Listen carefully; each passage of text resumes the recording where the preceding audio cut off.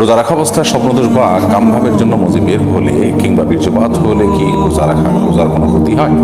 রোজার মধ্যে কামভাবের কারণে যদি কারোর মজি বের হয়, যেটাকে আঠালো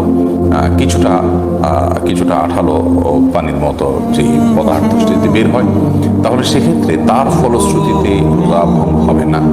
বীর্যপাত যদি হয় এবং সে বীর্যপাত যদি হয় উত্তেজনার সাথে, তাহলে সেক্ষেত্রে সেটি রোজা ভঙ্গের কারণ হবে, সেটি হস্তমৈথুনের মাধ্যমে হোক বা অন্য কোনো কাম ভাবের কারণে, কোনো জরুরি বিষয়ক চিন্তা ভাবনার কারণে বা এই জাতীয় কোনো আচরণের কারণে যদি আপনার কামভাবের সাথে উত্তেজনার সাথে যদি বীর্যপাত হয়, তাহলে তার ফলে রোজা ভঙ্গ হবে। আর যদি কারোর অসুস্থতার কারণে বীর্যপাত হয়, শারীরিক কোনো দুর্বলতার কারণে অথবা স্বপ্নদোষের কারণে, তাহলে তার কোনো রোজা ভঙ্গ হবে না।